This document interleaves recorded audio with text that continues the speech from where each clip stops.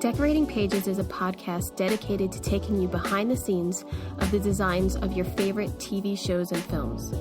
Each episode, I'll be sharing design stories from some of Hollywood's most famous sets. Interviews from set decorators, production designers, directors, and actors about creating the look of TV and film, about their design inspirations, and stories that take sets from page to screen.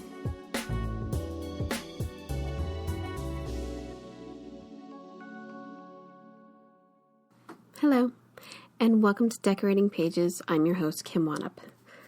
I hope you're doing well, because June's over, and we're fresh into July. I don't really know anyone who's really gotten, back to work, but I don't know. I think it's going to creep up on us. We're going to get back to work. I know that we are. We just got to figure it out. So in this time, I've just been doing some fantastic interviews for you to listen to coming up. So I'm excited about that. I'm really excited about this episode. I think you're going to enjoy it. First off, what's one I've been watching? I deep dove into some film and Hollywood documentaries this week, which were just sitting there in my face, and I never got around to watching them. The first one was Harold and Lillian, A Hollywood Love Story, which I think if you are a classic film, classic Hollywood, interested in the pure talents of this business, this documentary is a must. I'm probably late to the party on this one, and you're probably like, duh, Kim, came out in 2015. But I just saw it, and I loved it. It revolves around Harold Michelson, who was a storyboard artist for so many classic films. I mean, he created such iconic shots before the camera even rolled. Harold worked on films such as West Side Story, The Birds, Cleopatra, Who's Afraid of Virginia Woolf, and The Graduate. And then he went into production designing for the feature film, the first Star Trek. History of the World Part 1. He art directed films like Terms of Endearment, Spaceballs, Dick Tracy. I mean, on and on of these amazing credits. And his work is just so beautiful. And not only that, his wife, Lillian, became the researcher for filmmakers who, the top dogs, sought after her to research their films, like Coppola, Polanski, Kubrick. Spielberg wanted her to be a part of DreamWorks Studios when it opened. It's just a beautiful story of their relationship, how they met, their struggles with their children, and just behind the scenes of this king and queen of Hollywood, really. I wish I could have one of those storyboard pages of his art. I really do. I also wonder if her research library is still around, and if anyone knows, could you please let me know? I'm so fascinated to see, what became of it. But that was a beautiful little documentary. The other documentary I watched is called Film Worker, and these are both on Netflix. I think all three of them are on Netflix.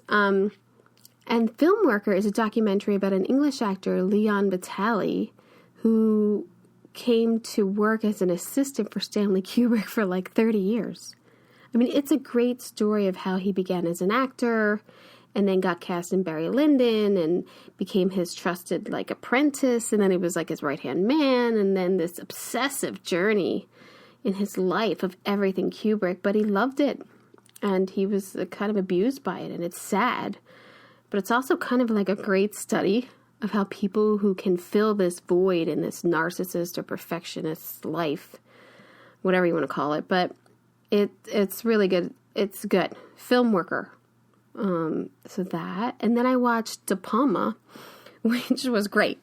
It's Brian De Palma sitting in a chair, talking about every film he's done, his bombs, his triumphs, just really great insight into his process, and he's really honest, and he's funny, and I really liked seeing all the footage and just him talking about his career. I just thought it was fascinating. So yeah, those three: De Palma, Film Worker, and what's it called? Harold and Lillian, A Hollywood Love Story.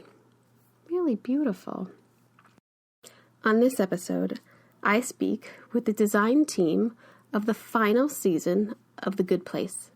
Production designer Ian Phillips, art director Adam Rao, prop master Gabe Perillo, and graphic designer Graham Radcliffe. We all watched the series finale of The Good Place together and reminisced about how we got it all done. It was so nice to see each other, well, Zoom with each other, but especially, in this time. And we hadn't watched the final episode together, so that was really special to appreciate each other's works. It was just a fantastic show to be a part of. Many of us on the crew were the same as Parks and Rec, and it's like we say in this interview, we just clicked, some of us, and really had a shorthand of communication, and it was just like a big family type set. I have a bonus for you. I made a video of this podcast accompanied by pictures of the sets and each prop that is featured so that you can see what we're actually talking about. And you can watch the video if you want on decoratingpagespodcast.com. You could go to YouTube to the Decorating Pages Podcast YouTube channel and subscribe. And I thought it'd be fun if anybody was like, oh, I don't know what that locket looks like. Or, at the end, we really start to reminisce about the run of the show and what was our favorite set overall. And it was nice to really appreciate everything that we did on the show and how lucky we were to get to do it. And a big thank you to Mike Scher and Morgan Sackett and David Hyman and, just a really great family and producing team that I've always felt very lucky to work for. Today also starts Emmy voting, so I hope you will consider the series finale of The Good Place for Outstanding Production Design in Half Hour or Less. I hope you enjoy.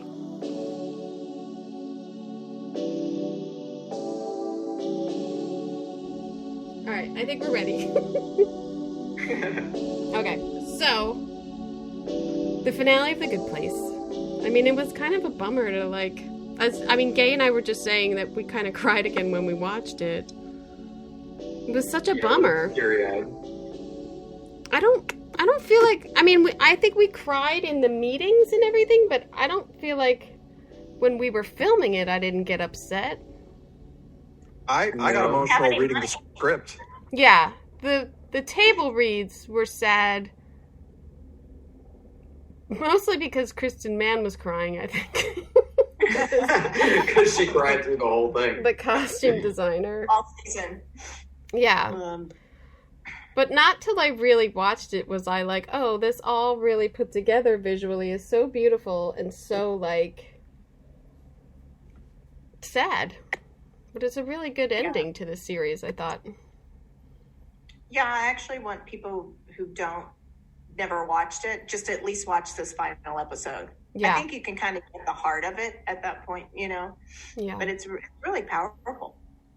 I feel like it tied all of the loose ends up in neat little bows for everybody. The sure way. Exactly. Yeah. I mean, the ending to Parks I always thought is really good too, so, but yeah. But I should maybe introduce our voices just so we know who's here. So we have production designer Ian Phillips. Hi. Prop master Gabe Perillo. Hello. Our wonderful graphic designer Graham Radcliffe. Howdy. And who will be joining us shortly is Adam Rao, the art director, who's just, he's going to pop in. So, yeah. Even watching this show again, I feel like this finale, we had so many sets and we had so much to do, but it goes by so quickly. Like, all of a sudden, one of them keep disappearing. Yeah. And you're like, oh, they're gone already? Okay. All right. The episode did go really fast. As I was sort of refreshing myself again today, I was like, wow, he just went away so quick. I know. It was so fast. So the episode starts off in Michael's office. And Gay, this is a reel-to-reel that you've had through the seasons, correct? It is a double that works. we bought one, and it wasn't as trustworthy. Had some problems with it, so thank God, History for Hire had worked on theirs to match mine, and so we just took the mic from mine and put it into matches. So yeah, and it's their reels that we spray painted and put them on. Yeah, I think it's a vintage. I want to say it's like a 62 teak. That's the one that I bought, and it's a pretty close match to what we rented from History for Hire. Yeah, and I love that. It's pretty funny too. Just the technology doesn't change at all, from the bad place to Michael's office to like all of these magical things that they can do, and here he is using a reel-to-reel recorder to record his songs on. Yeah. Nothing more current than that. Well, I think, Kim, I forgot when you were saying through the seasons, because when we first saw it, he was Bad Michael.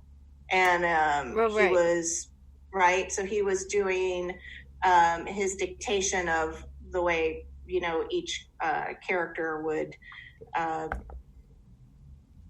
do you want to say? How they developed. And when Drew Goddard just ran into my office one night and says, "Okay, can you get a reel-to-reel tomorrow?" Like, we want, and I'm like, "Okay, so what do you want?" You know, you have to pull the information out of them. Yeah. What do you want it to do? Well, I want him to speak in like a dictaphone, and I'm like, okay. So those two things are not the same thing, right? So the reel-to-reel really records, but it's not like a microphone, right? So. At that point, we just used a dictaphone microphone and put it to the reel-to-reel that I bought. And then later, when it came up again, Mike just threw it out there. Yeah, he should have the reel-to-reel in his office. I don't think there was a grand plan to bring it back, It just came out of nowhere. Yeah, let's give him the reel-to-reel, It's like, oh, okay. Well, and then sometimes he goes karaoke, so you never know. He needs a machine and a microphone, basically, Michael. Right. Well, I mean, this is not the last time we see Michael's office, but it's definitely one of the key sets in our little world that didn't change much over the seasons. I mean, but some of the changes that you see in this episode are the clock that is coming up on here. And so I know that the clock thing was a big thing in the art department, because it actually had to move, and I don't know. Adam should really speak on this too, but I know there was a lot of clock discussion designing this clock here. We had so many clock discussions. I am so glad I was not in the clock world. Yeah. This clock is so funny because these are collector's items. They're from Japan. And they make a few different versions, and we had shown Mike quite a few different videos of ones that we could actually get, and he really liked this one because it just did the weirdest things.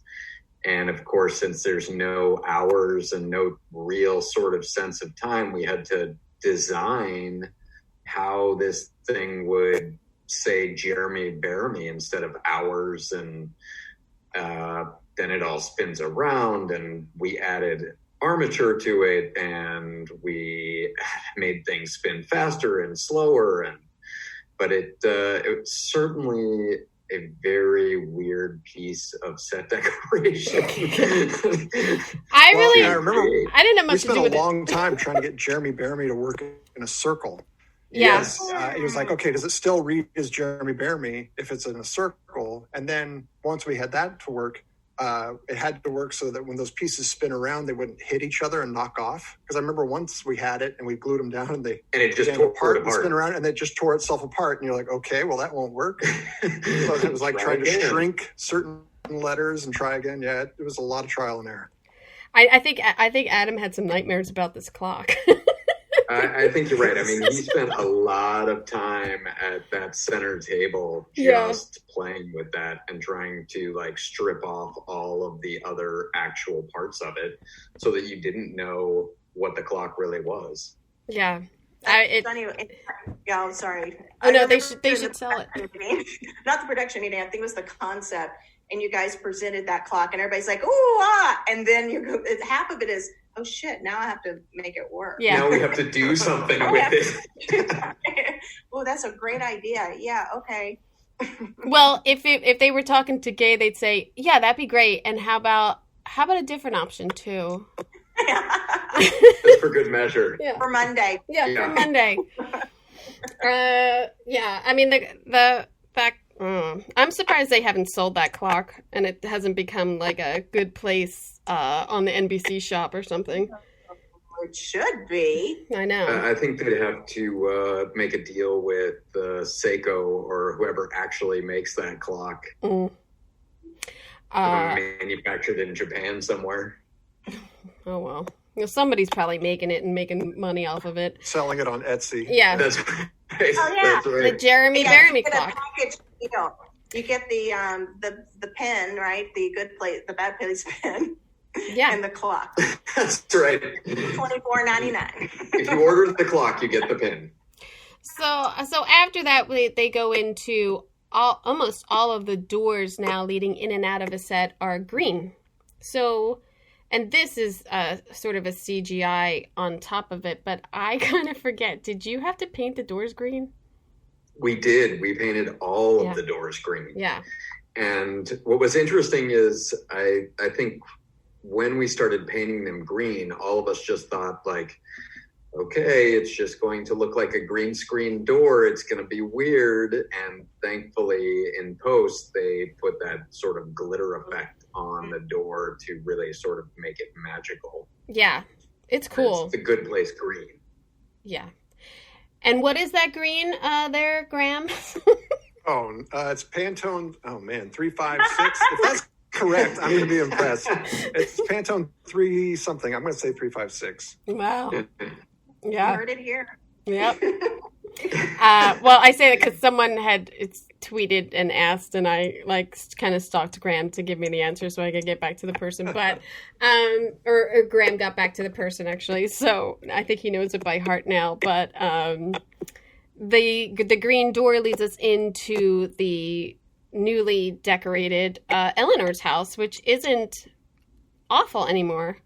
It's kind of homey and nice and probably what Eleanor always thought she should have type thing. And I don't know if it was something Eleanor could afford when she was on Earth, but it's definitely something I thought that she would like. I know we spoke a lot about, her and Chidi now living together and integrating Chidi into the space. I don't remember how much painting that we had to do. I think it was mostly the furnishings. It was mostly the furnishings, and it was sort of the 14th iteration of that place going up and getting put back together because we had changed it so many times and altered it so many times to sort of suit our needs that when we put it back together for this, it was sort of like a jigsaw puzzle missing about 35 pieces. The rebuild of the permanent set, which is what I feel like what we go through on every show now that every show has to go down completely at the end of every season. And standing sets are kind of a thing of the past at this point for a lot of shows. But all those pieces, those big ceiling pieces, all the walls. I mean, you guys have to put it all back together. It's crazy. Yeah, and we had done part of the exterior. No. You always forget the steps, though. Yes, exactly. The steps are magic, so they just show up whenever they need to show up. I should say, too, that Chidi's apartment was decorated by David Smith earlier in the season, and so bringing in some of these pieces, and you'll see later on making a little niche for Chidi to read in was really nice. And also, we had used some of these pieces in Chidi's parents' house, especially the piece of artwork that the parents had in their dining room, and then we brought over to here in his little reading nook. So there's definitely a progression of his things following him, making him comfortable in his different spaces. But it was fun to integrate these two. I mean, you know, these two personalities aren't exactly cohesive. Nor compatible at all. So the space was fun to decorate and kind of make comfortable and homey for them to like be a couple in. So I definitely enjoyed that. I mean, it was good.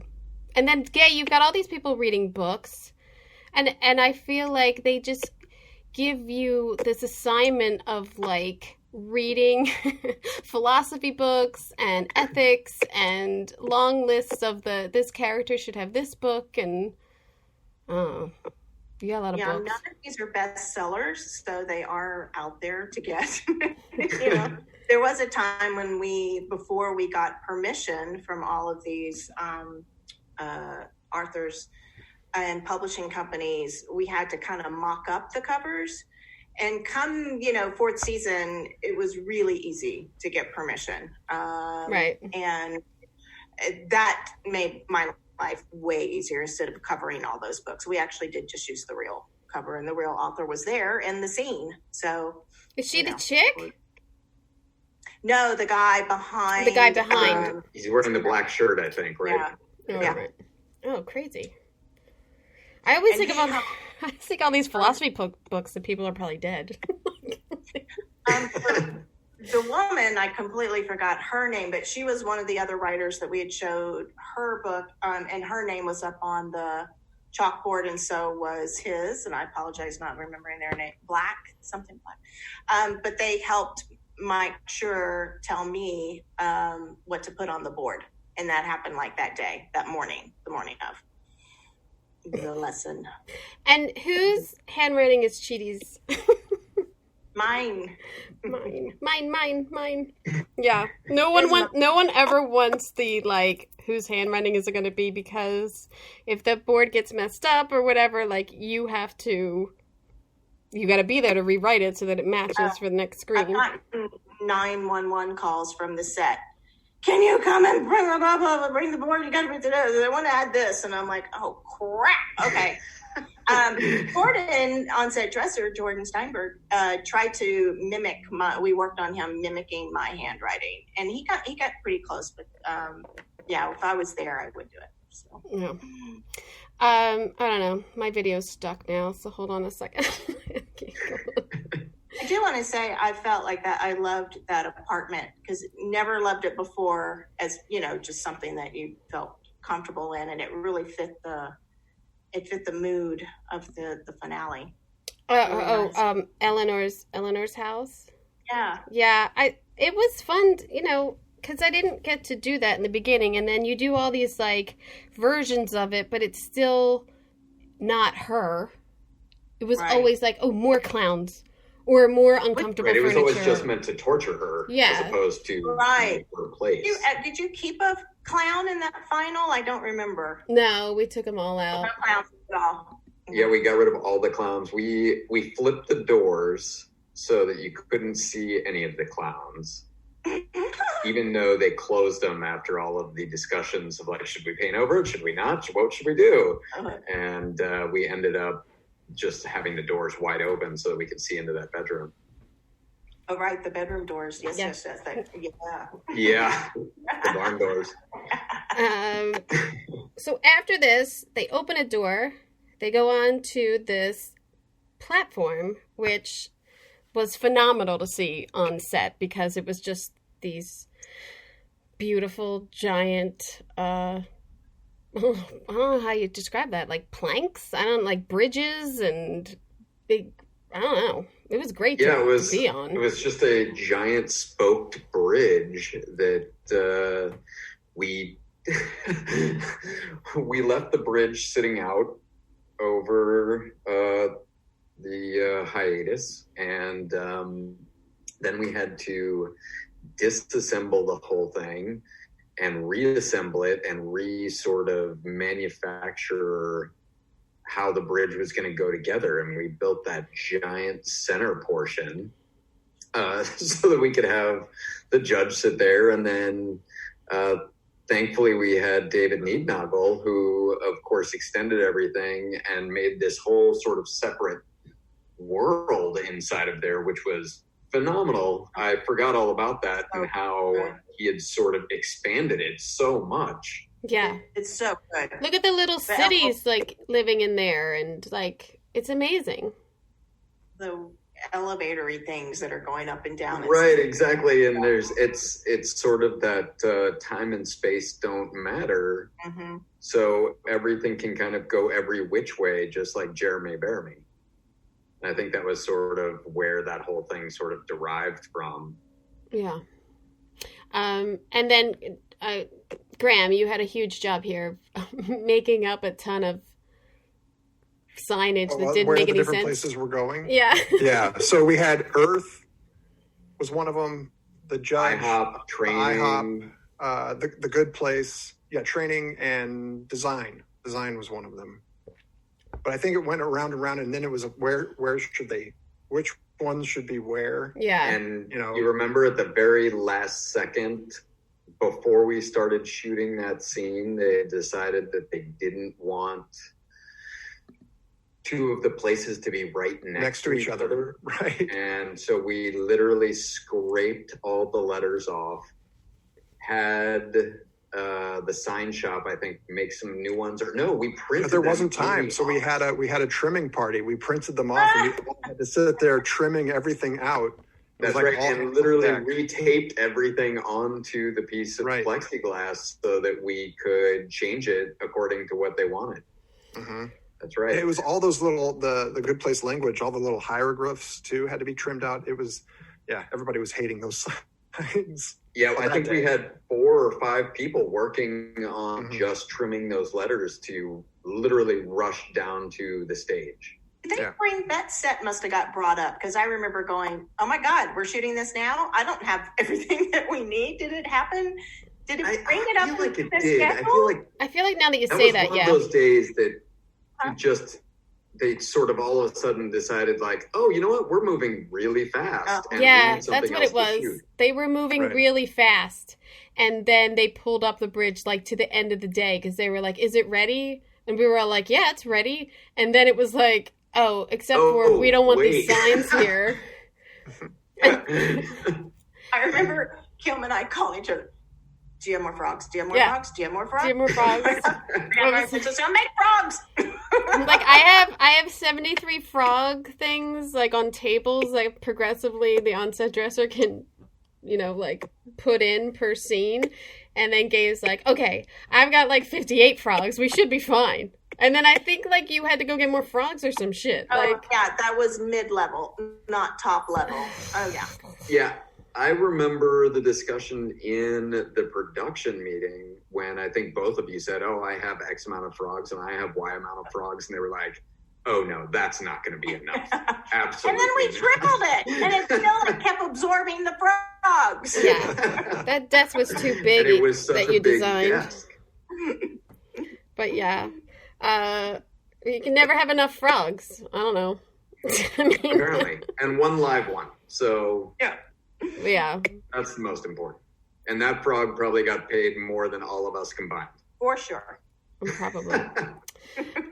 We move then into the judges' chamber, which we've seen over the course of I think 2 or 3 seasons. But so this was just a redress of this round table and having people at the table. And I think Graham so kindly printing out at the last minute nameplates. That's right. That was the last minute. Like, they should have nameplates. And it was like, oh, okay. And then like, okay, so then we need 6 matching nameplate things. Like, all of a sudden, sure, I'll just run to the nameplate store and go get some. But I have to say, though, that shot is really nice. I think it's that one that you're seeing right now, and they kind of come down into it, and you see the reflections of the names in the table. Yeah. I like the nameplate. It was such a nice thing to see. Really good call. Yeah. I didn't make the call, but we got him there. Very good. Yeah, reflections on table can always go either way. Either it's too shiny, or it's too dull, or it's not the right wood tone, or it's scratched. So you never know. You never know what you're gonna get. Yeah. I thought it looked really good. Me too. And I think this is maybe farewell to this. Oh, I think it comes up one more time. But this was a fun set. I mean, I think the best part of this set ever is the giant locks that you guys built to put on the the portal. The portals. The Janet lock. Yes. Just and then that was real. Those were practical, or basically that was not a CGI thing that they put in. Those were practical. Those were awesome. Yep. The life stick. What are they called? We manufactured those things. I think Gay, you had ordered what were those things called? Low jack. Low jack. The club. The club. The club. Right. You had ordered a couple of versions of the club, and then we decided that we were going to manufacture these giant versions of the club to put across those doors. And we did, and it worked. Oh, that's what it was, the club. Sculpted? Were they sculpted? Sculpted and constructed. Yeah, so we did both. We had parts of them CNC'd, and then we had parts of them that construction had actually built. So they're practical. Oh, absolutely. So if you need to ever lock up a 9-foot circular door, you can go to the NBC warehouse and find a giant club. Actually, but it wasn't called the club. It was called the Janet lock. The Janet lock, yes. The Janet. And there's Adam Rao. Adam Rao's joining us. Hello. Hi, Adam. Hi, everybody. Sorry I'm late. Are you at the Redwood Forest yet, or are you at the end? No. So we're just at Judge's Chamber, and we're going into Nick's wing dump, right? 2,242 Baramies later. Yeah. So this was a location somewhere in the valley. Coincidentally was in the LA Times last week because a crime happened in front of Nick's wing dump. I'm not kidding. I can find it. Oh my God, please send me that. I think I took a screen capture of it because I was like, oh, of course. That's perfect. Too funny. And none of the aging is from us. Let's just put it that way. That's correct. There were 14 inches of grease. Yeah. All over that place. And so you did the floor plan of like a bed in the middle of the room. What was it before? A wing dump? Basically. It was a burger shack. Yeah, I think it's just a burger place, right? Yeah. So this, I mean... And they were open every time that we went to scout there. And I think even when we started to prep there until that, like, the one Saturday... they were closed for us, and that was it, or Sunday, or whatever day we had prepped there. I mean, it was disgusting. It was not good. Everything was sticky. And then just finding like, okay, will they fit in a queen bed, or do you want a full bed? Like, because we had such a limited space to put like a bed and a night tables, and unfortunately, you don't really see a lot of it, but. We scrunched it all in there. Also, there were things that couldn't be moved out of there. We couldn't move the ATM. We couldn't. Yeah, the ATM was a problem. It's hilarious. Some of the I started laughing move. when I saw that next to his bed. That's so funny. Mm-hmm. And I also like that they kept the light low in there, kind of. So it was like, it hasn't opened yet. It's kind of low. But, yeah. Yeah. And I think part of that was just from we covered every square inch of glass with graphics because we couldn't see outside because it sits right on a main street. And there was so much traffic outside that we couldn't see any of that. That's right. You covered like every window with... Yeah, everything had to be covered. Everything was covered. Yeah. And with Graham Magic that never got featured. Well, it did. It did a lot on Twitter. The menu really went viral, I feel like. Oh, the menu got seen? Oh, that's cool. Oh yeah, it's right behind their heads. It comes up in the next time when they have dinner in there, but there was so much talk about like, oh, what, like, I don't know what examples you have, but it was like people loved it on Twitter. I'll tell you that. And there were callbacks to parks in there with the child size. Yes, the child size, yeah. Drink, and I feel like that was pretty funny. And that's all you, right, Graham? I mean, there are two menus of sauces, and the writers came up with one of the menus, but then we decided we needed another one, and so I came up with the other one. The tricky part is at this point I can't remember which is which. But, I think that everything is mine except for the sauces. One of the sauces was the writers. I think the idea of the giant soda came out of Gay or Kim, one of you saying it in a production meeting. I remember we were like, oh, we need the giant soda. And that's when and maybe Graham, you put it on there too, but I remember there was a conversation about like, what else can we get from Park and Rec into the final episode? Well, I'm sure it was Gay. It was me. I don't know. It was a year ago. No. I have no idea. I know. Hey, talk about that spaghetti. You worked hard on. I think you. We're not there yet, Adam. God damn it! Sorry. We're on the field now. Talk about your field. Now you did this big logo. We have clearance to just use the Jaguars. I mean, you just spray painted this big thing. I mean, we had clearance for a lot of that stuff because of Bortles. They had gone through, and they were trying to actually shoot at the stadium and trying to get him to us. And I mean, there were so many things that had sort of transpired to make that happen. And then as it turned out, they couldn't get there because there was a game that day. I don't know, something crazy. And so we had to create that field in the courtyard where we've had so many parties, and the pit that opened up. Yeah, the gathering where the welcome sign is when all of the people arrive to the good place. That's actually this part of the ground. That's right. And we just painted it to be a football field with the Jaguars logo. Yeah. And one gaming chair and it's dressed, bro. That's right. That's right. Right. I think you're seeing in the shot you currently have, that is the back lot. And then they obviously use stock footage to fill in the rest. But I remember Neednoggle had Morgan put goggles on to like figure out what time of day they were going to be. They were doing like a digital, site survey. And that's how they figured out.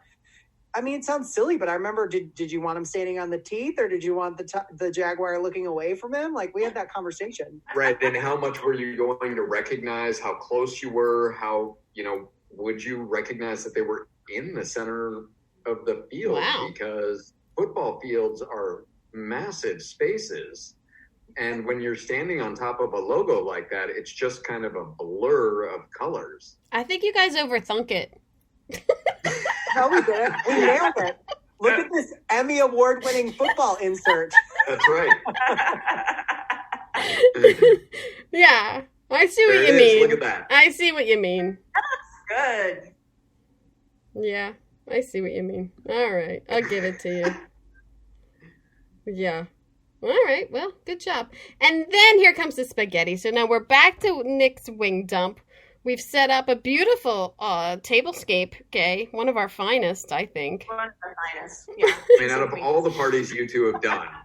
I have to say, I literally went to Kmart to shop this set because I feel like he would think, like, I better go to Kmart. You know what I mean? Like, he wouldn't even go to Bed Bath. He went to Kmart. Plastic plates, didn't you? I did. I had a version. Yeah, those are like the Cornell or whatever. The it never breaks type thing. Yeah, the sheets, everything. I shopped the whole thing from Kmart, thinking like, no, this is where he would think like this is good shit. But I remember we had a discussion too about the candelabra, and that's his version of fancy was absolutely to have a candelabra there, which is the most ridiculous thing to have on that little tiny table. Yeah. You get a better look here of the graphics, and I think on the widescreen when you're actually watching it, it's better than my computer right now. But I think that's where people really read your menus. Did the freeze frame and dug through. Yeah. Yeah, that was fun. Oh, I gotta look. It took a long time because there's so many graphics, but it was a lot of fun. I'm trying to think what else there was. Like the kids' meal had the kid-sized drink. There was also the shakes. Dynamite. The shakes, and you could add a firecracker to a bucket of wings. Whatever we could come up with. Graham, you had just designed that just a few episodes earlier, even though it had been talked about forever. Right. Right. Yeah, the stupid Nick, because it was at his funeral. There was a bucket, I think, at his funeral. We'd always thought we'd had that graphic already because of the talk, but it was like when we started, I was like, wait a minute. We never made this before. It was always the other one. Ugly Nick's trench. Yeah. That was a surprise. Like, how did that never make that? And then, so that must have been fun, Graham. It was such a great graphic. Yeah, it was fun because you get to go so over the top with that. You could see some of your window graphics back there too now. Like every window has graphics on it so that they could shoot this and not be annoyed by, I guess, traffic or the real life LA where this is not supposed to be. So. Well, and also that was our only staging area for all of the working trucks. Oh, right. All our trucks and everything are right outside that window. Yeah. And I think giveaway. I think the spaghetti prop almost broke you. Did because I didn't comprehend what he wanted. I had an image in my head about what he wanted, and I thought, I can do that super quick. I know what he wants. No, it wasn't. My third spaghetti, guys. My third one. I think the first one you brought in something that you took a bite out of, right? Because he makes reference to, I took a bite out of this. And it was I remember you came to the meeting. Yeah. And he's like, no, I want it really. And I'm like, I don't know what you mean. But as I got the second one, he goes, we're so close. Now if you can make like spaghetti come out of it, and I want to see the sauce on the outside. I'm like, So that was fun, making a mold for that. I used one of those rocks, those hollow rocks from Jackson Shrub, the fake ones. Yeah.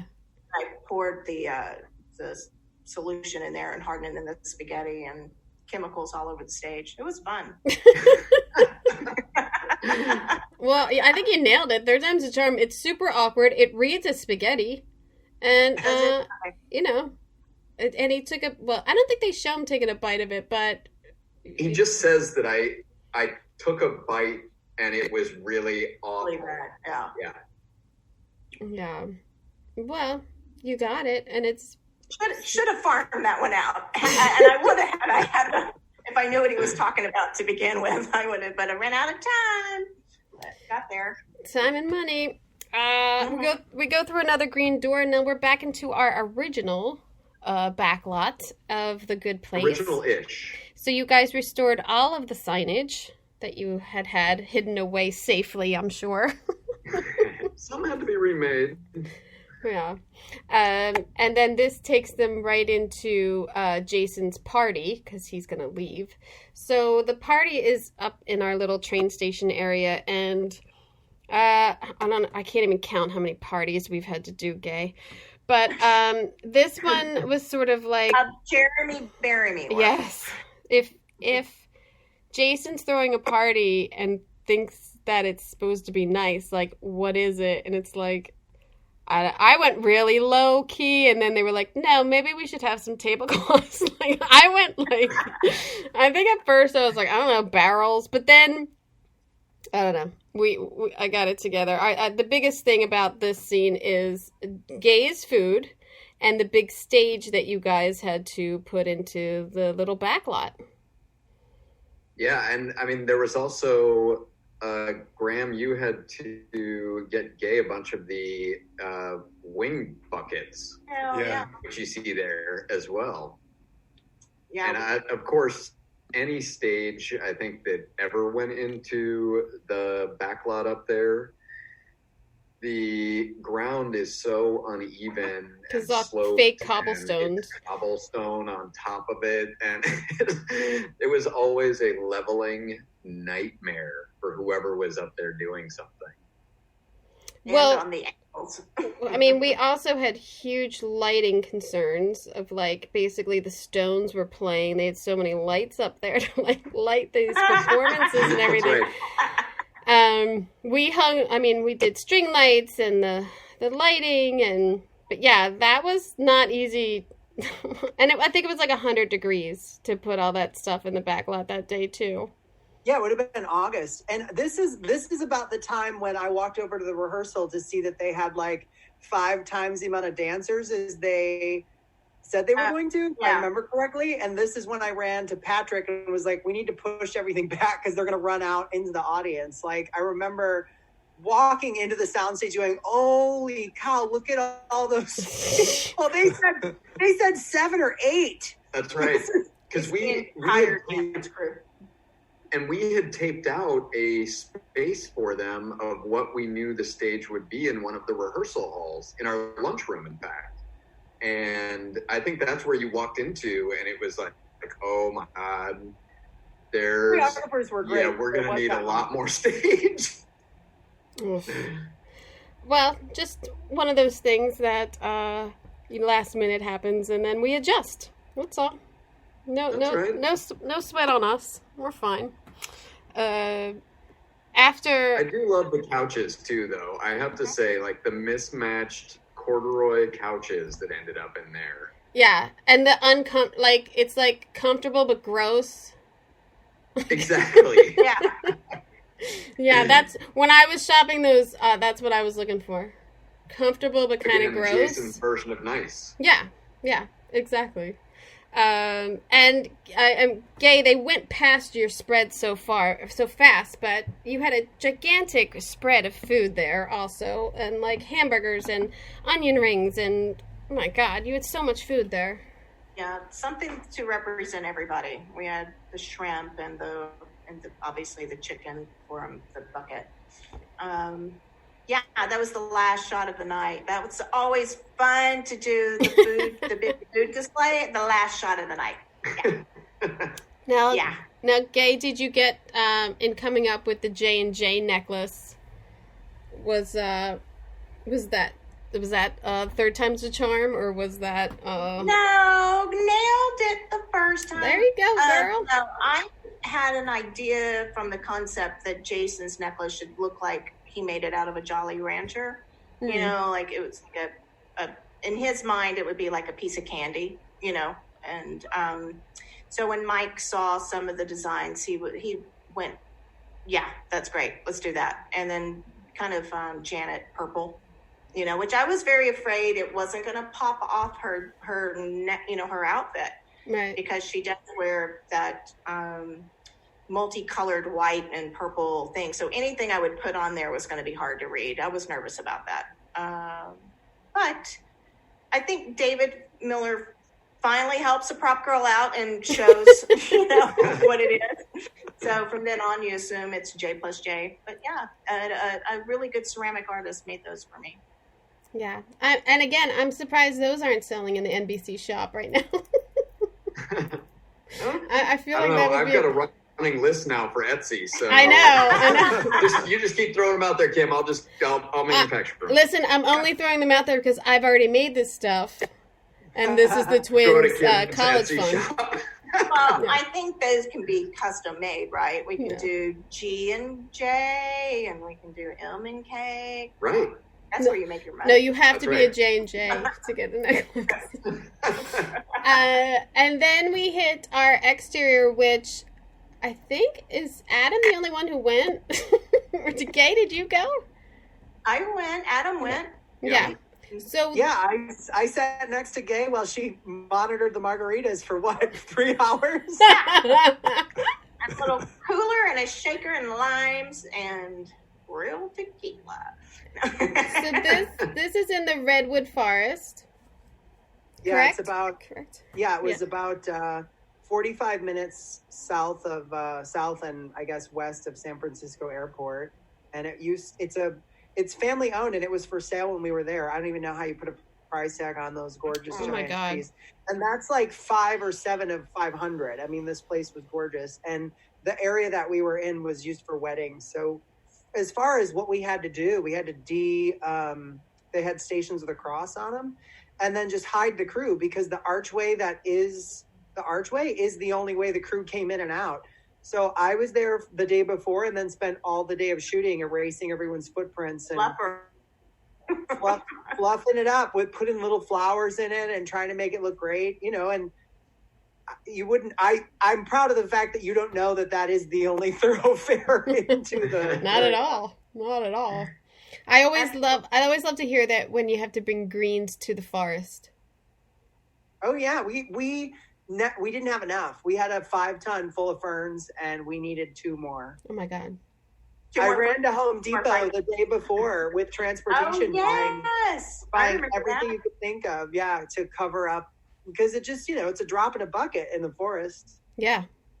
No, I know. And that arbor too, there was a lot of discussion about that arbor and what it should be and how it should look, and if it was natural or if it was sort of looked like they had made it somewhere else, or there was so much discussion of that. There was a decent amount of discussion about the bench. I think it was more like pressure. I felt a lot of pressure for this bench. It's like, okay, this is the bench you sit on before you make your final walk. Does it have a back to it? Is it more sculpted? Is it just like a tree log? Is it like... But I think I had just about... go pick it up out of an LA park and it's got graffiti all over it. Right. It could be anything. It really could be anything they want. Could it have been a bench from The Good Place? I think I pitched that at one point, or from the back lot, and it could have been anything. So once we narrowed it down, I think there was 3 options, and then Mike and Morgan, I think, chose this one. So. And it's beautiful. It's like just a piece of wood. I think at first I tried to get a bench that Nick Offerman had made. I tried to sell that avenue. It was too nice, and I think they said, or too. But this is comparable to, I think, what Nick has in his shop. But they chose this guy. So it feels very zen. Yeah. I wish you guys could have been out there. It was magical. Between putting up the archway and those extra greens, by the time we got there, it felt magical, and it really helped the scenes. No, they didn't have to do anything. I mean, I think, Adam, you moved people's stuff, but otherwise it was a done deal. It just, Yeah, and it was actually a really emotional day, because this was the last day for a lot of the crew. It was the last day for several of the cast members. Because this was shot after we wrapped. Yeah, this was it was, all I can remember is that Kristen Bell wanted to get back to see her daughters, or I think her dance recital or something.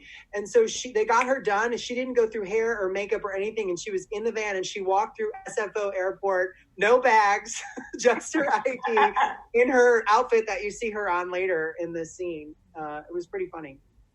Wow. When you gotta go, you gotta go. I don't blame her.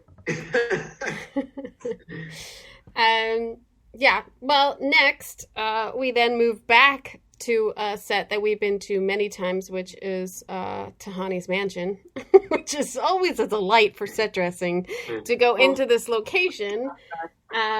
Because although it's a magnificent home in Beverly Hills, there's a lot of do's and don'ts in the location, and a lot of moving out their furniture or using some of their furniture, and the different variations we've had it through. So this scene is, though, actually the person's dining room that we took everything out.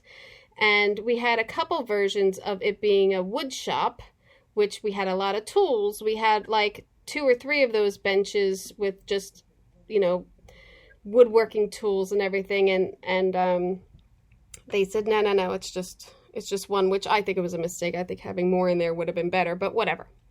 I agree. I don't think it reads as well as when we had more in there, but That's wasn't up to me. The chair, though, that we selected, we had a couple of versions of the chair that went through selection, and I believe Mike, it actually went to Nick, right? To see if... No, Nick did not see the chair until he showed up. Don't you remember his comments? Well, no, I know he hated it. He said it was a piece of shit. Yeah. He said I would never... There was thought that Nick would make a chair. Or yes. we would use one of his, right? Yes. Once again. Yeah, if only Nick would just make some of my set dressing, I'd be fine. Yeah. But I get, when we were selecting the chair, it came down to the form of it, and then he had given them lingo, and we wanted to match some of the lingo that he was saying, so that's how the selection of the chair came down to it. Now, yes, he came onto set and was like, this is the worst chair I've ever seen, it's a piece of shit. So, but it's a beautiful chair from All Modern, and, I don't know, I liked it, but... I liked it, and I thought it worked. I think when you see it right there, it plays exactly as it was supposed to. I totally agree. And you guys built that pedestal, right? Or no? Did I get that? Yes. Yeah, you built that for it to be on. Yeah, to highlight it. And then, I don't know, in these scenes, Graham, do you come up with these at all? Or the writers? Or when they pop up these... No, that would be in post. That's post. So the writers will probably come up with that stuff. Yeah. all of Tahani's to-do lists. Mm-hmm. And then we move on to her tea party, Gay. Another beautiful spread by Gay that you see for 2 seconds, unfortunately. But yeah, Tahani's all about the high-end food and the tablescapes, and Gay just nails it every time. Oh, no. We did this, the days, we probably had an extra full day of, we could have used shooting that, but we only had the location for, what was it, a day? Yeah. I think it was just so much we had to do in a day. I mean, it was insane. And I just wanted to look like traditional British. So, an English tea set with quilted cream, berries, scones. And you see it in 2 seconds. But it's all right. And then you got croquet. And then you got the back lot. And then they move into painting, or no, the home theater, which was an actual. I didn't do anything. I think Gay, you got those blankets and the popcorn buckets. Mm-hmm. This is existing in this house, unfortunately. I would like to point out too that earlier you said that we changed the dining room into the wood shop, and I think technically that would be considered their breakfast nook in that house, because the formal dining room is actually on the other side of the house that probably seats about 42 people. Yeah, you're right. The breakfast room was only for like 16 people at the table. Right, exactly. That's why I was confused. Yeah, this house is insane. All of the molding, and this house is insane. And the thousands of dollars of flowers that I put into it every time is also insane. But and then Gay, you have this painting that you had made, right? Yeah. So originally, I was given a clip of the real Pacific Ocean that I think Mike Schur saw on a little vacation, and then Post said, "Well, we're going to put this in the show, and it's going to be playing above her, so I have to match it." And then Post ended up finding another clip that they thought was pretty good that they could put in that we purchased, and so the painting had to match the clip, but the clip got cut from the show. Yes, and that was something that I definitely remembered as because they do one shot looking at the painting directly. Mm-hmm. And behind the painting, there's a flower arrangement and a giant wall where it was supposed to be superimposed. Yeah. And it was just an empty wall. And I was like, oh, that's weird. I don't remember. Oh, that's right. And Camilla actually looks up at it a few times, and you don't know what she's looking at. And it was kind of difficult to match that clip, but well, you did an excellent job, and it matches perfectly because no one will ever know what that clip was. And Abir Ali, the artist, and here, do this painting super fast, make it look good. Yeah, so that's the story behind that, and we're going to sell that too. Yeah, see, we got a lot going on. We move into yet another, should just be shots of Gay's beautiful tablescapes of food, because the enormous amount of perfect food that had to go into the scene because Tahani has perfected it. And I think gigantic plates and everything that we got, that at first I feel like we were like, well, that's too big. And then you filled them out. I think the key word there is because look at that panda. I love it. But I think because she perfected it, that added to how do we keep topping Tahani's party? I mean, what are we going to keep doing? And then she perfects this. So the only way to kind of do that would to take foods that are for an everyday cook are hard to do. Hollandaise sauce, beef Wellington, sushi. So I don't know if that comes across in there, but that's what the plan was. That was the menu. Well, I'm going to tell you what, when I watched this the first time, I noted it, and then when I just watched it again and again, they put an extra scene in there of your food. You know that, right? Like, they add, like, that last little shot of, like, all of a sudden it's like, they get away from, like, the panda bear and everything, and they just show your food again. Like, it's so beautiful, they had to go back to it. It's so great. And then you have another table. You don't see the cakes in the back, Kim. You don't see the cakes. Oh, well, I wasn't going to bring that up, but. And it was all edible. I know. As we shot it. And it smelled wonderful, believe me. And we move out to another where you have like a mojito bar in this hallway, right? It's all like mixed drinks and a statue we thought we'd never see. I think there was a line that they cut where she says, "This is the perfect mojito." That's what we have, but it's not there anymore. Yeah, because she talks about it. I can't believe you got the mojito right or something like that. But no, I think between like everything that you and I pulled together, I don't know how we do it, Kim, but it matches. Provide everything that we're making. So. At this point of working together, Gay, it better match up because I think we know what we're talking about. We have like a shorthand now of like what we're talking about. Now in this scene, you see your cakes in the background. See, he came back to it. There was cakes in the background. Well, it was the back of the other. See, they're in the corner. Cakes are in the corner, Gay. Okay. Ah, yeah.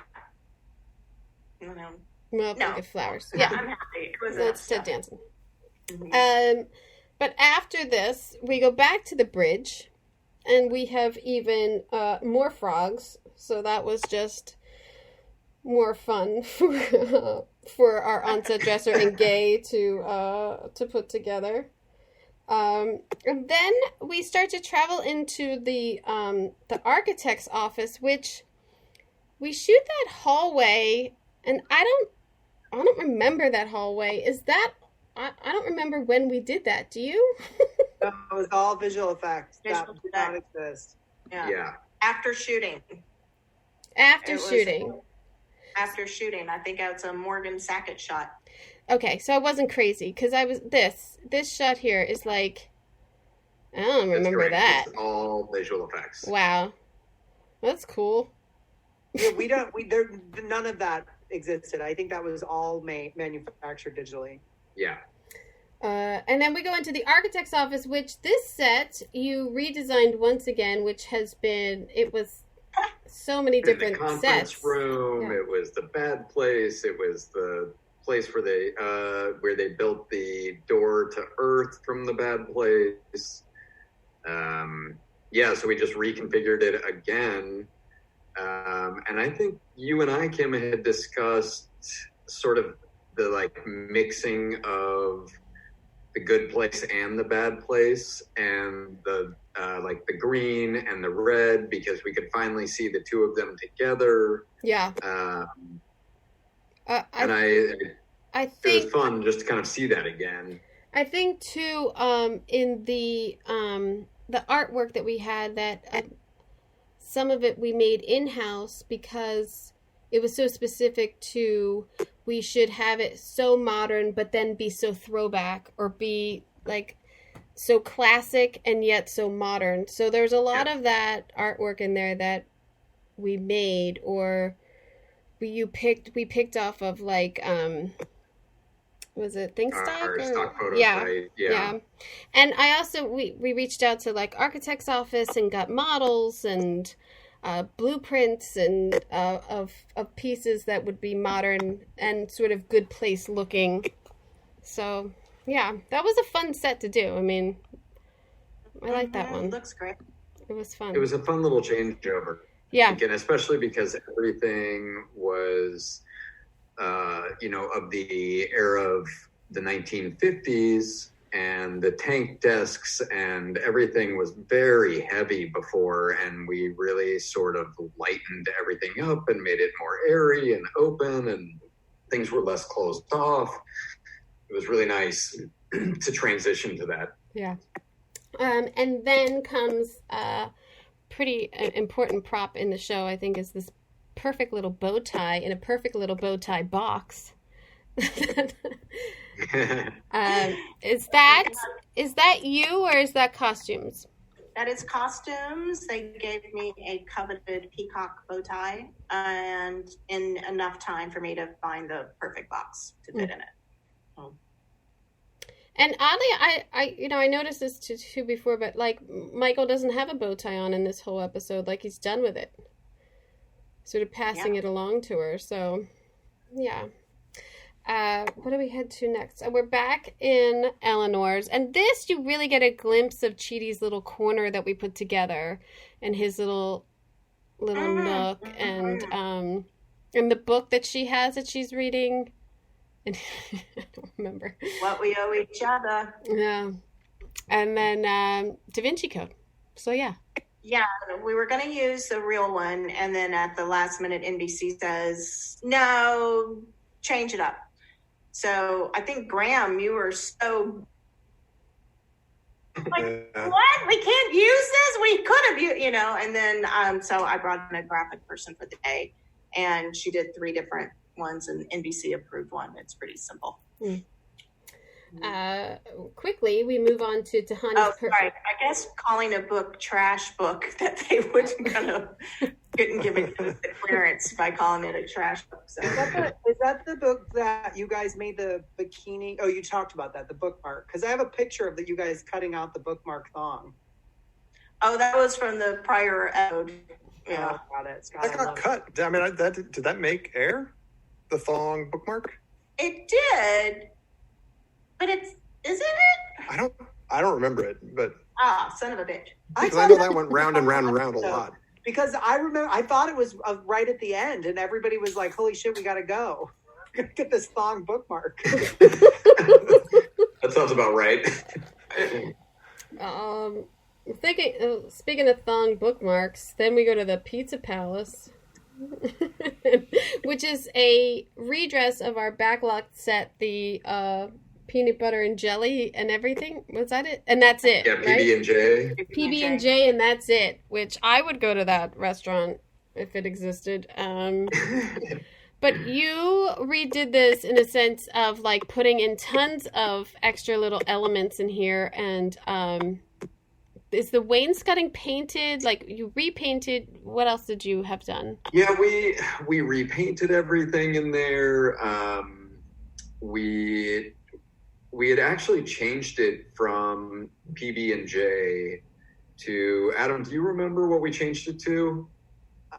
It was the Simulation Cafe. That's right, the Simulation Cafe. So we changed it to that, and then once we went to Tahani's Perfect Pizza, we had to change it again.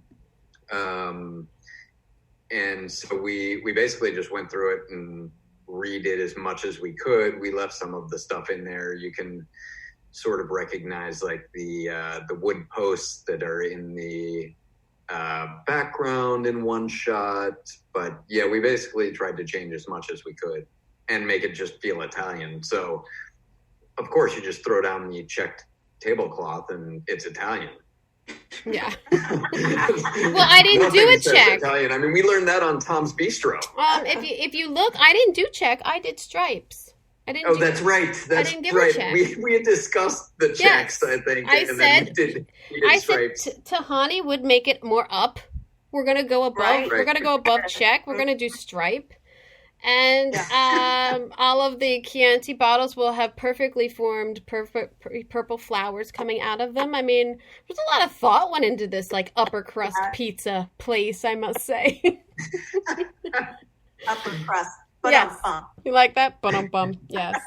Hey, Gay, do they ever say, like, hey, can you just give me some real wine?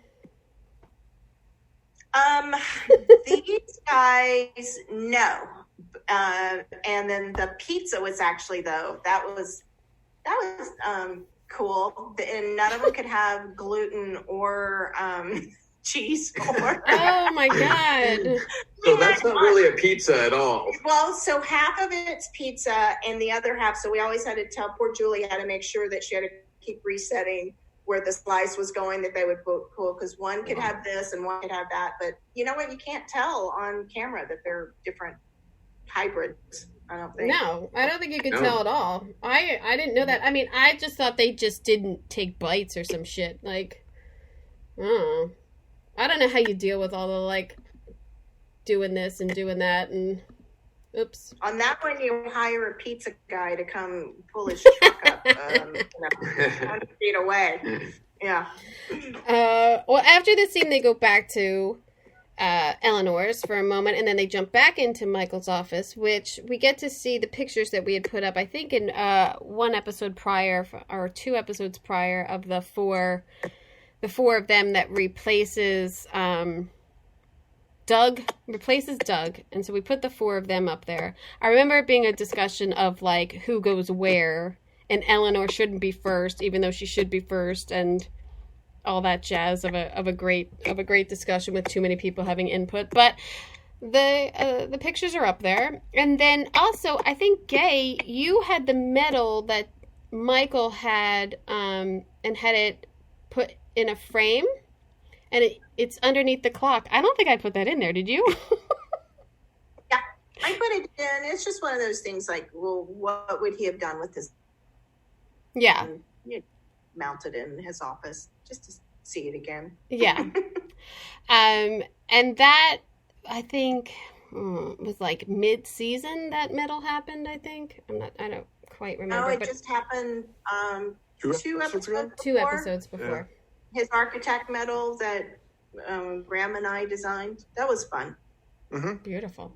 Mm-hmm. We then go to, I believe, Greece, which we didn't get to go to. So we bled for it. Listen, yeah. So what did we have to send for these people to have a good 2 weeks away in Paris and Greece without us? How much prep did we have to have? And I mean, I think there was actually a minimal amount of meetings, because a lot of it was they just shot what it was. It was very restrictive from what I remember. They could only be certain places. And I think that if I remember correctly, the Acropolis, they weren't allowed to be on the grounds of the Acropolis because they were saying things about philosophers, even though they were all very nice things. They did not want them there, but they could walk along other areas. So I think it was very minimal in terms of what we could send or do or prepare for. One thing that I think is great, I did talk to that alley you just zoomed past. Yes. Looks a lot like Flower Alley, and I found that to be really interesting, that they found a place that looked like what our backlot looked like, and they didn't have to do anything. It looked like that naturally. Yeah.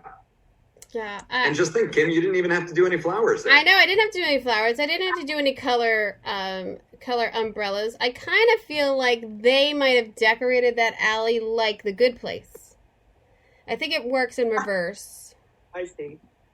And then I think they scouted it, and then they found it, and I think it all just synergized together. That's all. And then we didn't get to go to Paris, but looks like they had a good time.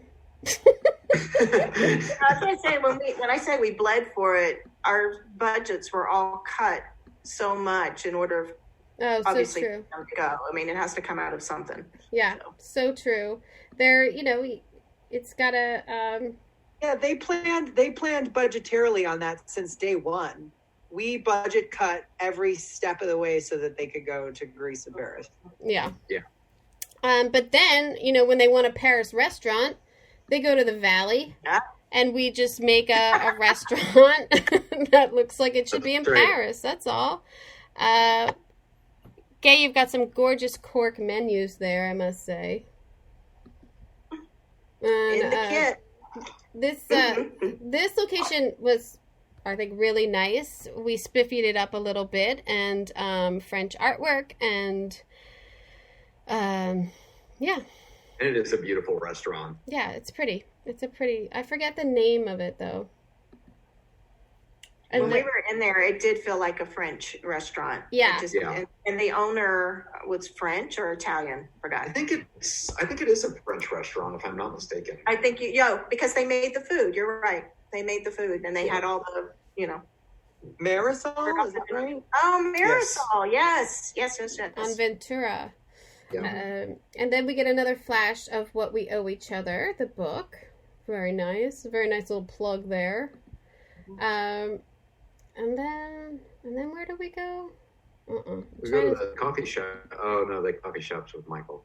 Oh no! Now it's like Eleanor's apartment. Chidi's last hurrah in Eleanor's, and then we have them sitting watching the sunset, which was so sad. So great, so sweet. You will not believe how many emails I got about the pillows on the sofa. Really? Yeah, couple. It was surprising that the people are paying attention to those pillows, but that's cool. Whatever you want. I'm here to answer your questions. That's all. Sad. All right, I'm trying to fast forward. Total CGI perfect sunset, and then we get into Eleanor in bed with her calendar. So let's talk about the calendar a little bit, made by Gay and Graham, right? Yeah. Yeah, there was a photo shoot with. There were more setups in this. I think they whittled it down, but I feel like he did 20 or so different looks, if I remember correctly. I think we did at least 12 different looks. We were giving them enough, from sexy to playful to studious to funny. How many did we end up seeing in there? 3 or 4? I mean, we made the full calendar. There was a full and complete calendar, but I don't know what actually got seen. Also, you can find that on Etsy. Yeah. Well, they show it again on the wall. Will was very reluctant. He didn't really want to do it. And then he's very happy at the end, and he said, "You're right, my girlfriend does want it. Do you have a copy I can give her?" That's awesome. That's so awesome. And he's got no reason not to want to rip his shirt off. Oh. I had to force him to take his shirt off. Wow. It sounded like you said you had to force him. Yeah, that sounds gay. That could totally be taken out of context. I added another one. Force him. Yeah, usually a threesome. But yeah, I forced him, but let's cut that. I did not force him. Yeah, that's the best part of this podcast. It does come up again in I think a scene or two where she flips through it on the wall, so we do see more of it. This, if you when she changes months, and I remember there were a lot of discussions about what the month should look like, because I remember when Graham had first designed it and we took it into Mike, he said, no, it looks too much like a real calendar. Yeah, but we had already had that calendar in the accountant's office, didn't we? Right, but that was the first pass of that accountant's office, was where it was it was a little bit more of a traditional calendar. And so then we added more. And then on this one, it was just changing the months slightly. I think I didn't do 12 months, but it was like alternating between 2 so that each month didn't look exactly the same. Nice. Although all the text was exactly the same, which apparently somebody on Twitter translated. Oh, really? We're going to stop shooting everything in high definition. Stop being so lazy, Graham. Stop being so lazy. Oh, really? Well, did they translate the Pawnee Charter, Graham? No, I don't think that was on screen. Well, actually, I think the only reason they were able to translate the calendars, I think KB or Chris Bell posted it. So they had a high res so they could go in there and figure out how to translate it. And what did it translate to? I mean, it was all fine.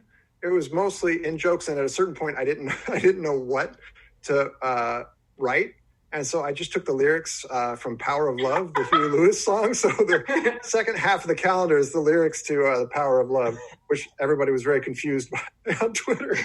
They're looking for the meaning, right? Uh-huh. That is so fantastic. Now, were you listening to Power of Love, or like is that your inspiration exactly go-to? What it was. No, it came on Spotify, but from here on out, it will be my go-to. It's going to be Power of Love lyrics. Anytime you have to use hieroglyphic language. Yes, which will probably never happen again. But oh, I don't know. That's awesome. My only thing in that bed scene was I gave her sheets that had little cactuses on it, so that it was a little throwback to Arizona. But I thought the birds sort of theme for their bedding of like just not like little birds together and a little like nuptial newlyweds. That's the only thought to me to make it that theme. But after that, we go back to the forest, which we have already talked about, but beautiful scenery. I mean, just beautiful. And Jason is stuck there for how many Baramies? I mean, it's like ridiculous.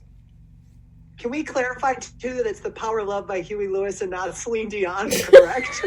Yes, Huey Lewis. I mean, is one better than the other? I don't know, but Huey Lewis. The Huey Lewis is better, I think. Well, I guess it depends on your mood. Better, but, you know. It depends on your mood. I feel like if we would have got the Celine Dion version, there would have been a lot more crying going on in Graham's office anytime anybody walked in. I just like the idea that people tried to figure out what that was and reading.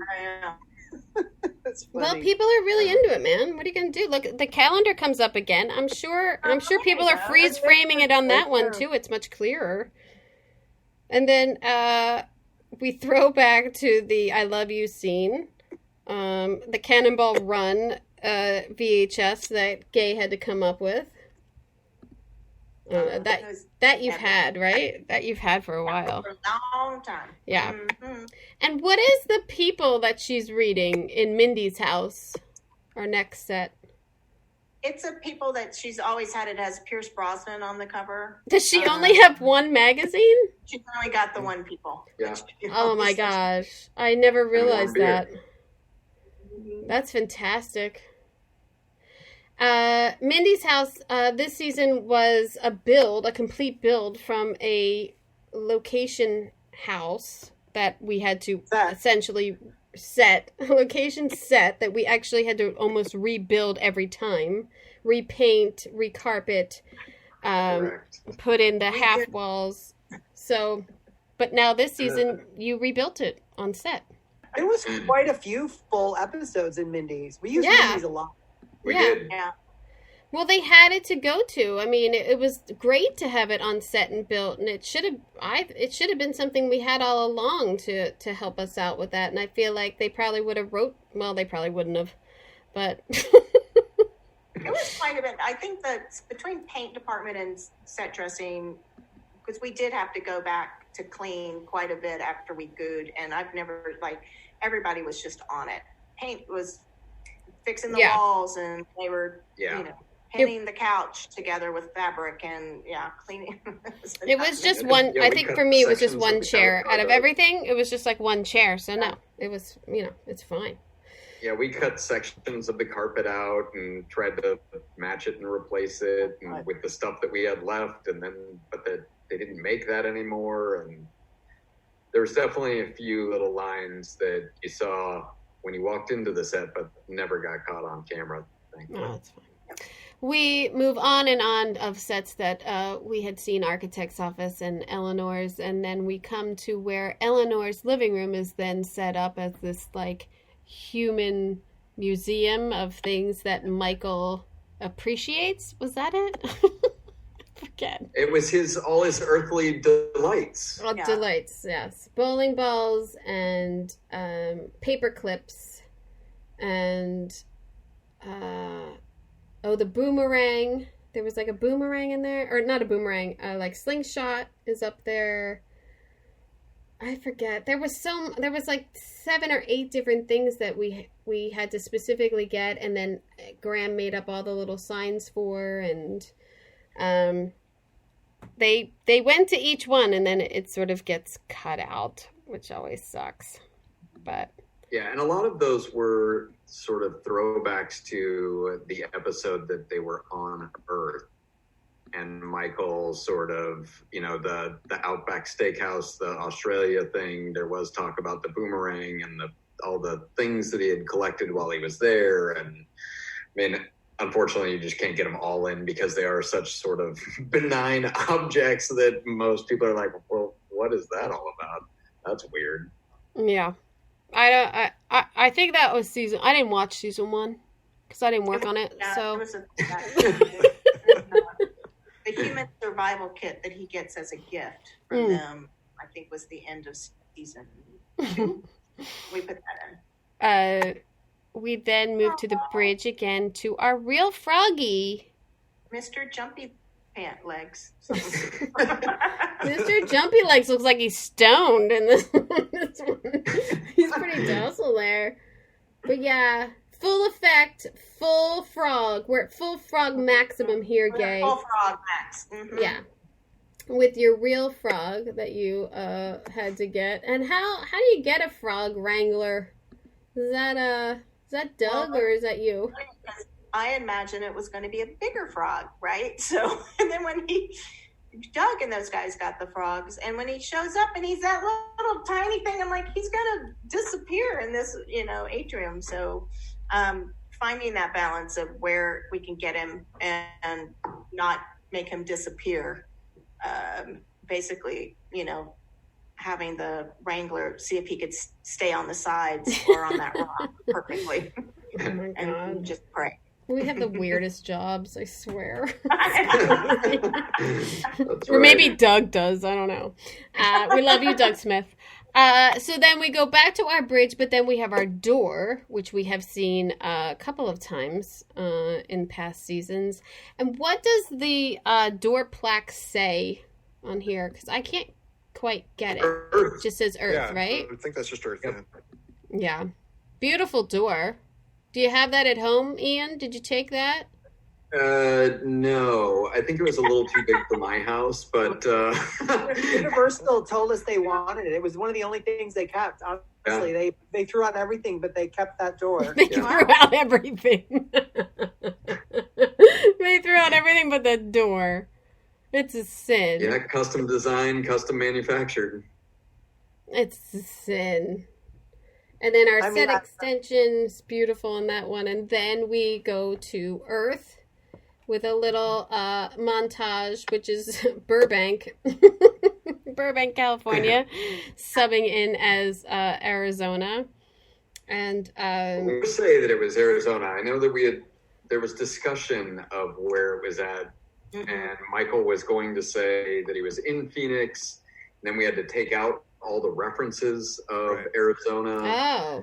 And the only reference that's kind of left in there is Michael saying, "Oh, it's hot, but it's a dry heat." Yeah. Yeah, I never understood why, because I remember, Graham, you made a menu to cover up an existing menu at the wine bar when he's talking to the guy whose wife had died. Right, and it was all kind of Arizona it up, stuff. and they were like, no, cactuses. So we pulled some, we did something else. I don't remember what we did, but it was like, okay, we're not doing that now. Right. Well, and he gets a Coyote Joe membership, which is Arizona thing. And then, Mike said, well, that could be regional. But then it was the, we saw the address on the envelope. But right. you know. Well, and we also put on, well, we're going to see his mail a little bit, but we put Scorpiotes on the stamps. Yeah, right. Yeah, you still have cactuses on that bar, in that bar art. There's still cactuses in there. And Michael's, I can't pause here for some reason. Michael's apartment, I think, was a really awesome decorating little experiment because, you know, what is it? And what would he have? And we brought little drawings from the village and put them as artwork. And there was a whole underlining thing where he loved Friends, and Mike sure wanted a welcome mat that just said Friends, and then we played off of that, and I got like Friends magnets for his fridge, where then Graham made up the Tom's Bistro throwback of from Parks and Rec, and we had that menu on the fridge. We did just a ton of artwork that was sort of something that would look like The Good Place and look like things that he wanted to remember from there.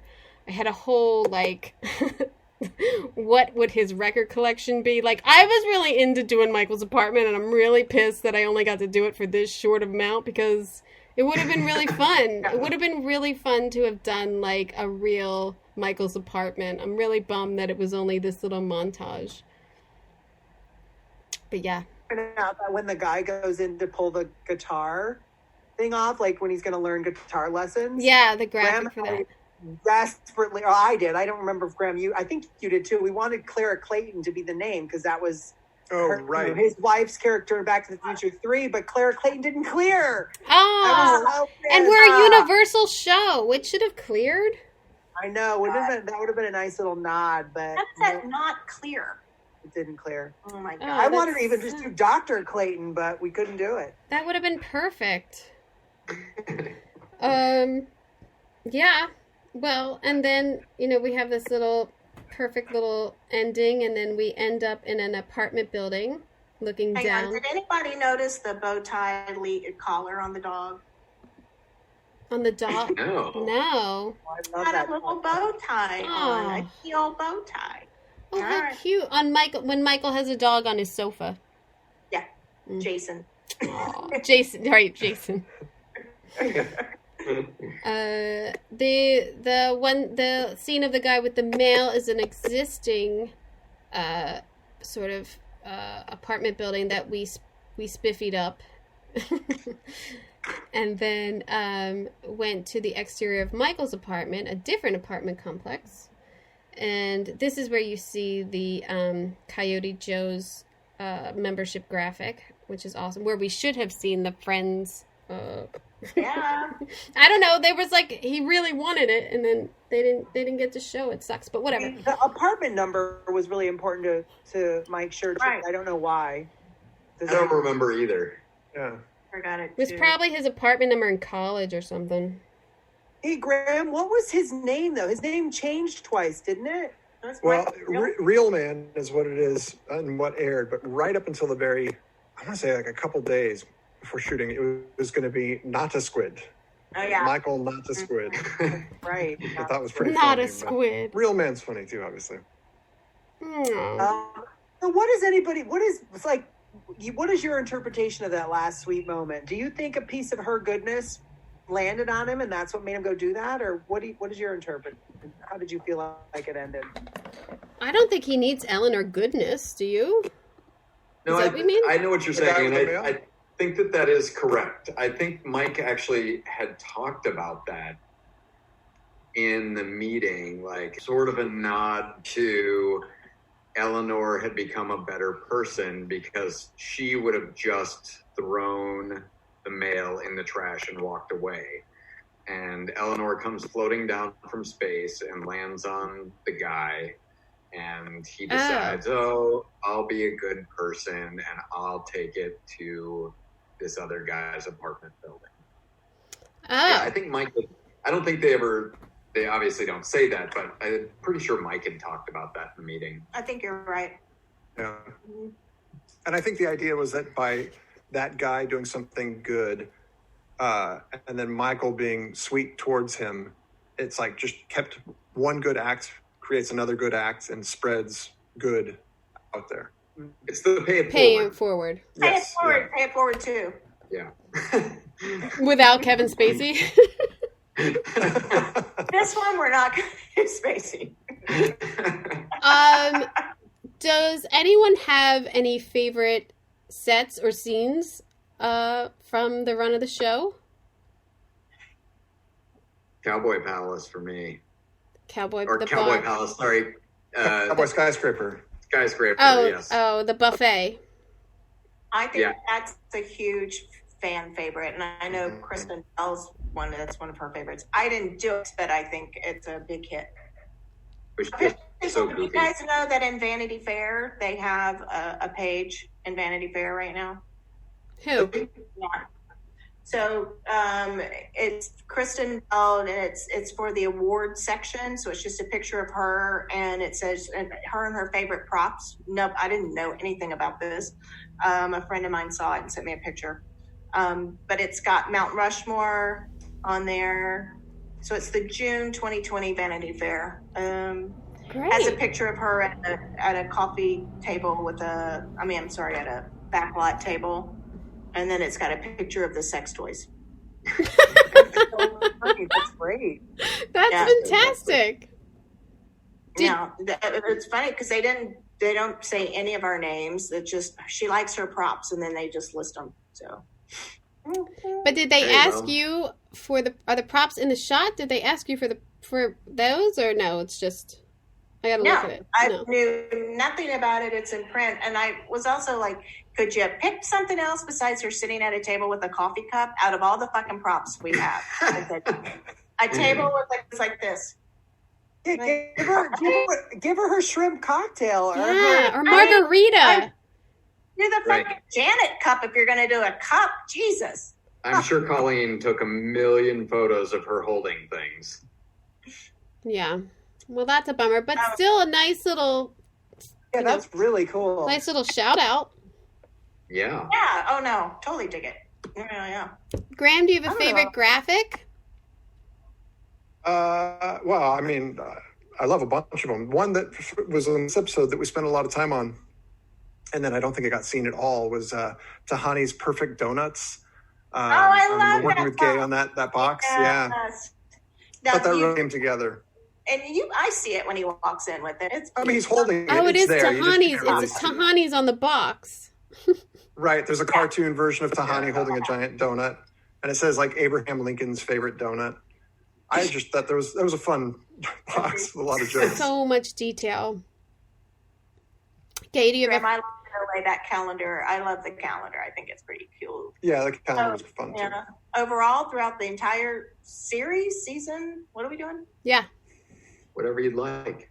I don't know if it even ended up in the show. I can't remember. But even better. I know.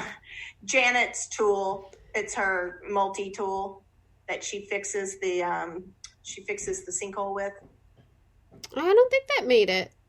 Yeah, that's right. I forgot about that. Fun. And it had a grizzle phone on it. Of course it did. That's great. Well, that's fantastic. Yeah. Adam, you got anything? I liked season 3 a lot. I feel like we laughed a lot and we made some really great stuff. I mean, season 4 was awesome. Don't get me wrong, but like I can point to a lot of things in season 3 in between us panting to try and get it done. Like I don't know, the post office and the bar. Those were last season, right? Yeah, the bar was a lot. Oh, the puking moose. Okay, yeah, maybe the puking moose is my favorite. One thing after another, and all the restaurants we did, Sleeping Nemo and Drunk Nemo, and it was just like we made some really funny stuff in season 3. Who's we? It sounds like a lot of set dressing, Adam. A lot of side. No, I'm kidding. We did a lot. You know what they did? They lied. Do you remember I say this all the time? Like, they got me on the show, and then they were like, hey, so, yeah, it's like all backlot, whatever. And then, like, season 3, they were on Earth the whole time, and then it was all fucking locations. And it was like, you guys fucking lied to me. We were supposed to be in the back. It was supposed to be all, like, sets and, like, backlot. No. Yeah, the Budapest, and we were in Australia for a lot of it. I mean, God, how fun! God, we was built that making whole. We built the whole damn thing. I mean, the boomerang advertisement on the back of the magazine makes me laugh a lot. That's still one the of my favorites. The Hemsworth brothers, all of that. That was so good. The airport that we did, the Jacksonville International. Randy Macho Man Savage, the monster truck. That was hilarious. Anyway. I really like the Janet Voids and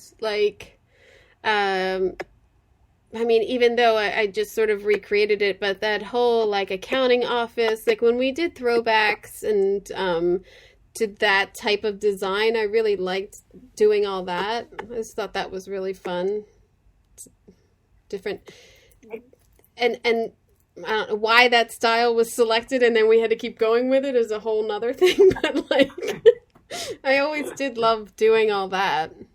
It was a really fun show. And I have said this, I don't think I appreciated it enough while I was working on it. And now I miss it. Never do, Kim. Yeah, I know. Right. Well, I know. Because I think that of Parks constantly of like, oh my God. Because we were all on Parks. I miss Parks. Yeah, the people on this show was so much. I mean, I loved being able to go into Gay, your office, or Kim, your office, or talk to Patrick, or talk to anybody on the team, because there was nobody who you had to avoid. You know? Wonderful. Hey, Gay, where did the marbles? Where those marbles were so beautiful? Oh yeah. All over. But I was really? Once we decided that they should look like their outfits, that was the challenge. So I only got lucky finding ones that kind of had a plaid and one Disco Janet. I had to buy like 1,500 marbles to get 20 that we used. I remember that. I remember you sorting through marbles. You guys should have been there for the marble giveaway. But the disco ball one, I had to make. So you'd think there'd be a disco ball marble. You think? Gay, were there any props that the actors wanted at the end? I would say, yeah. So the necklace, the J plus J necklace, Manny ended up giving that to Darcy at a party I'm sorry, he gave it to her in front of everyone at the screening of the finale. Yeah. And like I said, Will wanted the calendar. Tehani did not ask me for anything. K-Bell wanted this piece of paper, this test thing that we made that she thought was hilarious. We gave that to her. She did take home a sign. She took home the flower shop sign. Right? Oh, that's right, from Flower Alley, yeah. Flower Alley sign. And Ted Danson said he's not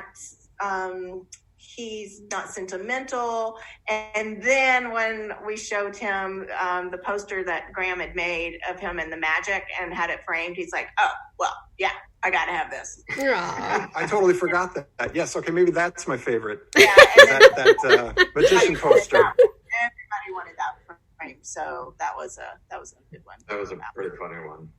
Yeah, and then all the magazines. Everyone always asks me for the magazines. There's so many good props on this show. There's so many good there's so much good signage you guys did. So creative that you have to come up with. Like, it really was a really good show and I think too, because of Mike and maybe our familiarity with him, that, you know, you're allowed to be creative, especially like in our little world, and allowed to like give up options and thoughts, and, you know, even like as simple as like that bench, like just being like pressure on me to like present just one little bench, but, you know, it's a statement. It's got to be the right one. Yeah. I was super excited. I have to tell you guys, when it was a very different experience from season 1 until you guys got there. And then it was, yeah, you just speak a different language. We don't even have to speak half the time. Yeah. We walk in and we go, yeah. And then we're on it. And you just know that your back's going to be covered and you're going to get the best, because it was I'm not putting anyone down. It was just a bit of a struggle the first round. Yeah.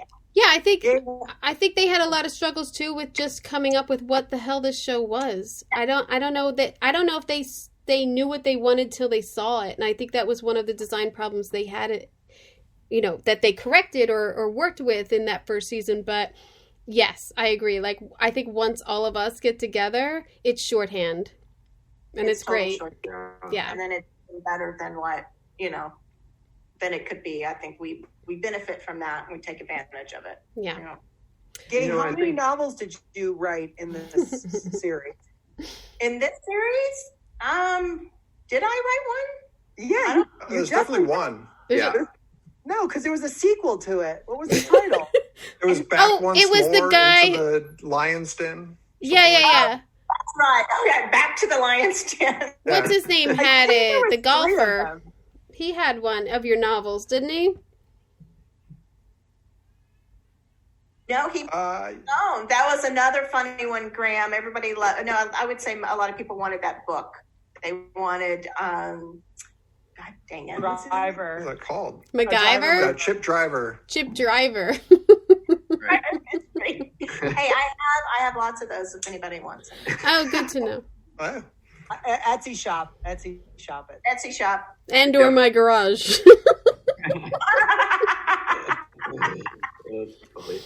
Kim, what you were saying earlier about how you miss the show and you don't realize what a good time you have until it's gone. I think it's with shows like this, it's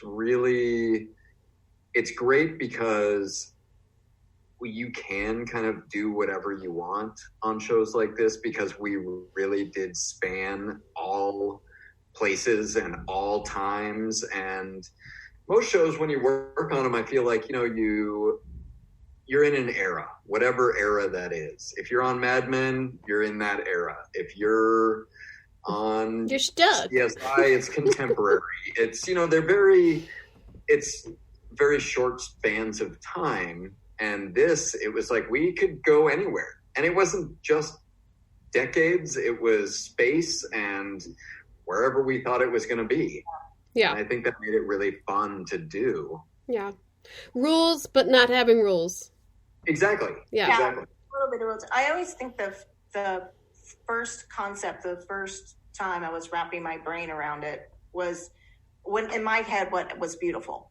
Like if it's beautiful, then it's okay, or if it had a European look to it or something that was like everyone's idea of a perfect vacation, from the bicycles to whatever the food would look like. And then they threw us a loop and it's hell. I think right. Because none of us knew, right, that it was hell, Well, you were the only one on it first season, right? Yeah, who? Just you. Just me. Out of you guys? No. No, it was just you. So you should know that even the crew, everyone who worked on it, you didn't know that it was hell till that last concept meeting. No idea. And when I got inside my head, like, oh, did I do and that's Mike's like, well, that's why I didn't tell anybody, because I wouldn't want you to do anything, just go as planned. Very tricky. It's a smart one. It's a smart one that Mike sure. I probably would have thrown in some stuff, with, subliminal stuff. And yeah. I'm glad I didn't. Well, yeah, I think it was smart of him not to tell anyone, because creatively it's in the back of your head of like, oh, I gotta avoid red. Oh, I gotta do this. Oh, I gotta and you knowing the reason why. So, yeah, it was smart of him not to tell anyone. I wonder if he told NBC. I don't think so. I think he did. I think I've heard him tell a story that only KB and Ted Danson knew, I think, and the writers, obviously. Well, I know that there's a video online of him telling the actors and their reaction. But I think it's like during that last episode read or whatever. Yeah, maybe he only told a couple people and he contractually had to tell Kristen Bell and Ted Danson where they were going. But yeah. No, and this whole little thing is really just for Mike Schur to understand how important this design team is, and so that we have another show to all work together on, maybe in the future, I hope. That's right. That would be something. 3 times, if we all got to work together again 3 times, that would be something. Yeah. I'd have to say. Fantastic. Magic. Yeah, that would be something. You never know. Well, it'd be great to get back to work, period, with all of you. I mean, well, yes, that's true. Oh, I could care less. I don't want to go to work. I got this going on. I know that Kim caused this. She just kept saying. It was on my vision board, Gay. Pandemic. I put pandemic on my vision board, and look what happened.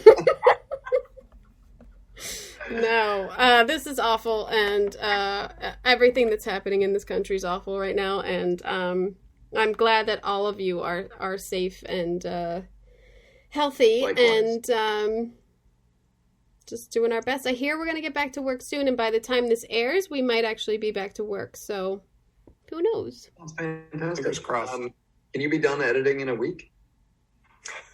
Don't pressure me, Ian. I mean, you said it was when you were going to be done, so I'm just trying to hurry along a little bit. This is an Emmy podcast. This is airing during Emmy voting.